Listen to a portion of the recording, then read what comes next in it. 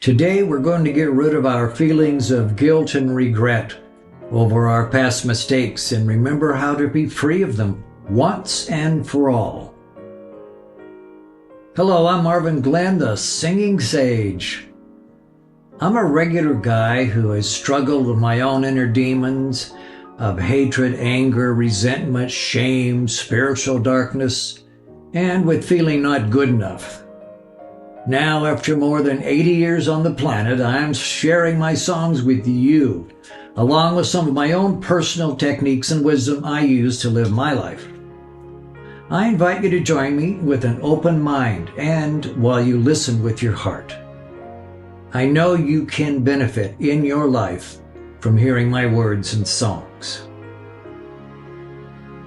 The Boogie Men in my life, and probably yours too, have so often been the memories of my painful past experiences and my crazy mistakes. Those memories can haunt me by reminding me of the times when I failed myself and my ideals. And the worst part is the way I used to justify me when I judged myself. I would say, well, God judges me, so it's okay for me to judge me too. That's a big lie we'll explore later in this video. There is something grand and wonderful I've learned and accepted over the years. It's about us and what we all are. You see, we humans are nowhere near the kind of beings we've been taught we are: small, weak, and insignificant, and worthless. Instead of that depressing and dismal picture, let's look at this one. We are all infinite creator beings. We're not these bodies and we're not these tormenting thoughts. We are infinite creator beings. Stay with me here because I'm showing you a way to get free of your pain. You may have to really expand your belief system or maybe even leave it behind, because what I'm going to describe is something so grand and so wonderful that something big and painful inside of you may actually die. So put on your seatbelt. Here we go. First, in case you've never explored the word infinite, let's talk about it for a minute. Infinite means without limit. Not something we're very familiar with here on Earth, is it? Well, it's time to become not only familiar with it, but to get serious about it, because infinity is us. And when we can change and accept that, everything changes in our lives. It all changes because everything in our society is based on limitation and lack. You want to drive a car, you have to get a license. You want to travel, you have to get a passport so you can be tracked and controlled. You want to build a house, you have to get many, many permits. Permits are permissions. Somebody has to let you build. You get the picture. So, take away those permissions and we're free and unlimited to do as we wish. We are infinite. Imagine that, would you?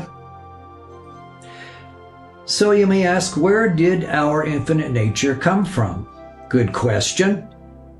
Because your soul brought you to this video today, you are ready for the answer. Infinity is something we are. We didn't earn it. We didn't create it. It wasn't given to us. It simply is us. And we are it. As I see it, the next question then is, who and what else are we? Well, first, to kind of break the ice, I'll say we are not actually human. We are not even whites, blacks, Jews, Christians, Muslims, or any other thing we've labeled. We are spiritual or non-physical eternal beings who are creating and enjoying our experiences in our human bodies right here on Earth. We are the ultimate, shall I say it, extraterrestrials. And because we are unlimited, we're not restricted to just this universe or even this dimension. We can set up house anywhere we think might be a lot of fun and adventure. The next question we can ask then is, how did we even come to exist? The answer is, we have always existed. We were never created, and we will never and can never not exist.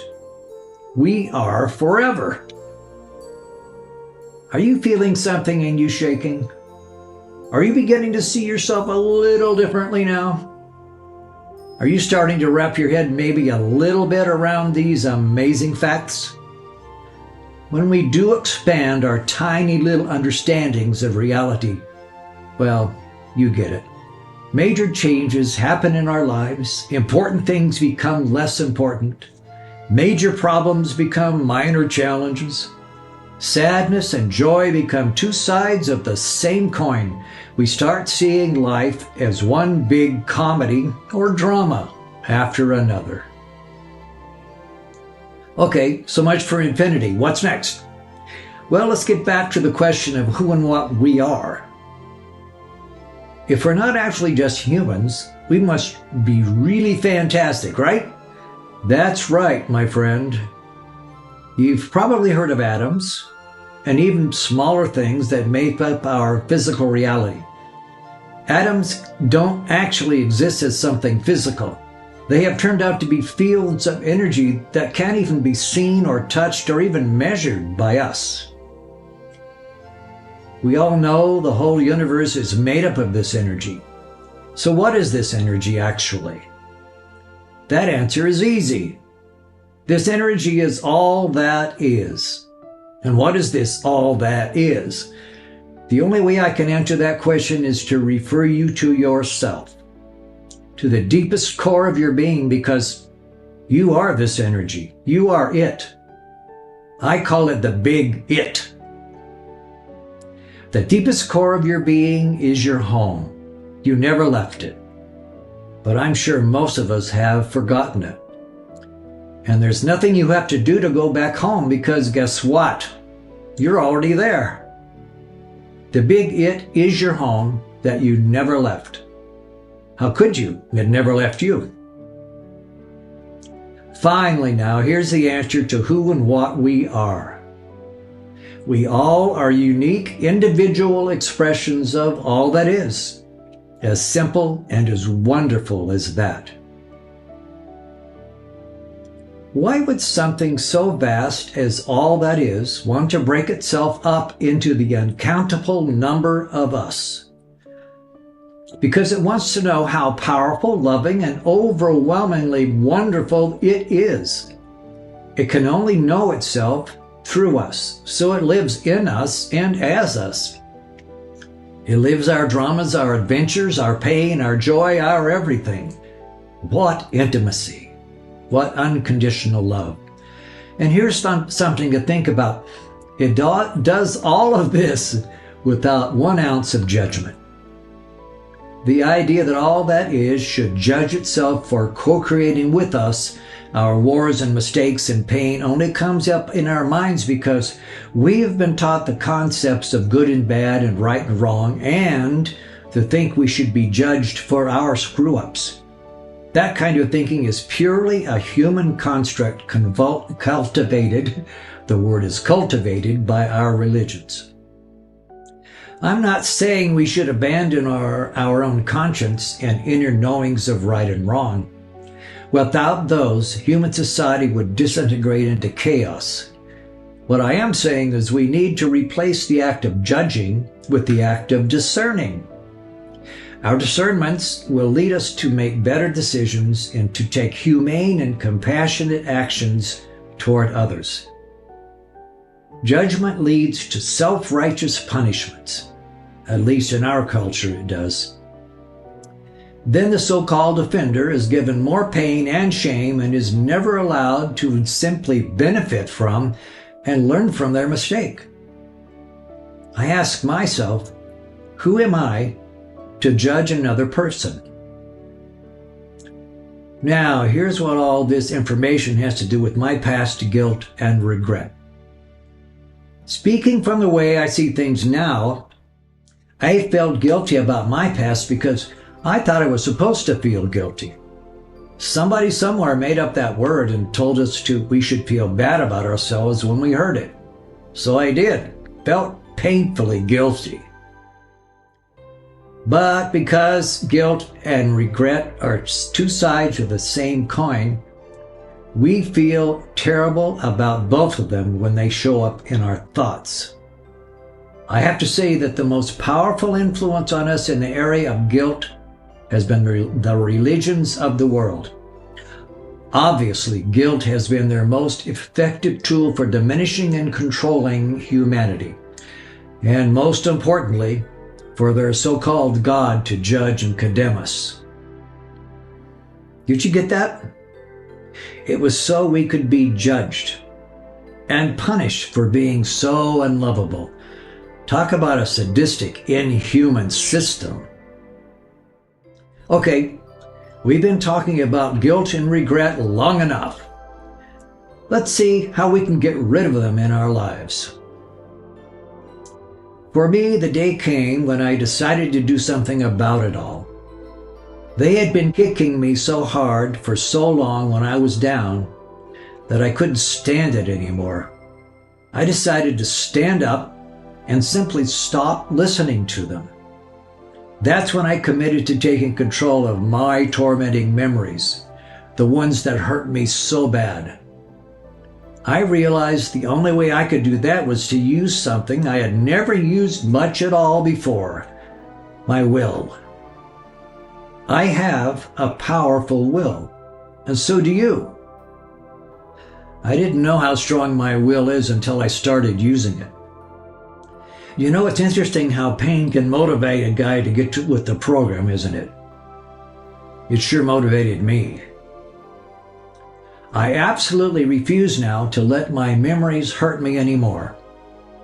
I get there by doing these three things. First, I fully accept that I am not a so-called sinner. How could I be? I know who and what I really am now. Next, I know I am not my thoughts and that most of them are bullshit floating into my brain from out of the soup of thought energy I'm living in all day long. So I ignore them. How do I do that? Well, first, I'm committed to never again listening to their voices, which aren't even mine. Next, when I hear them talking, I force my attention onto something different, positive, and creative that I enjoy. That alone takes my energy back into my own hands and away from them. I take full responsibility for me in that moment. Taking that kind of action consistently every time I hear their voices has not only empowered my resolve, but it has almost silenced their nagging completely. They're learning they can't get to me anymore. And the most powerful and solid foundation I've built these remedies on is the truth that there is no God judging me. So who am I to judge and condemn myself? You know, as we start seeing ourselves authentically as we really are, everything changes. I mean everything. We can always enjoy this new way of living whenever we choose it.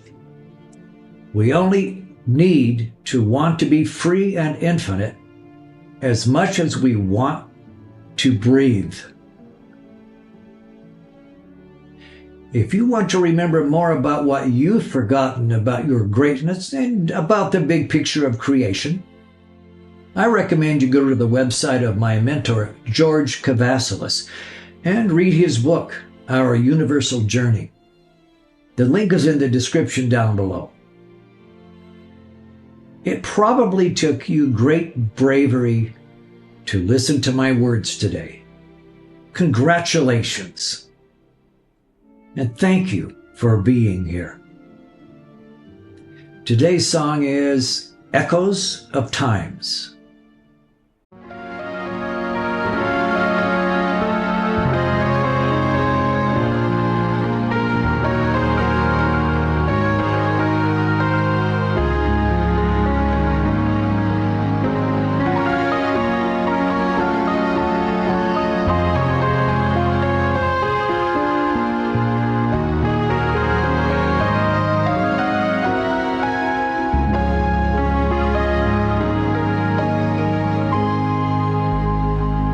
Sometimes the echoes of times I have forgotten come and fill my memory with those sorrows of old. They lead my mind far away, far from the sunshine I'm in today.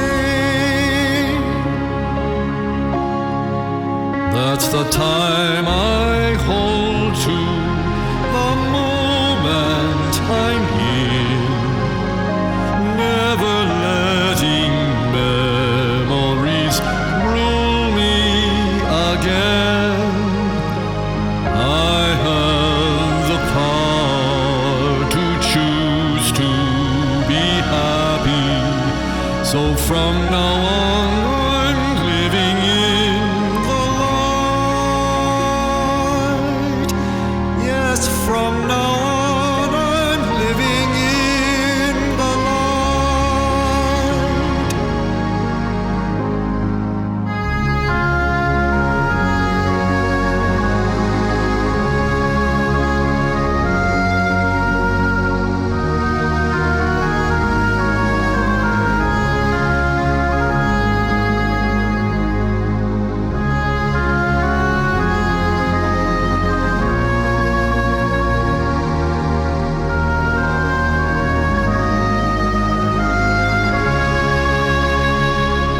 I have the power to choose to be happy, so from now on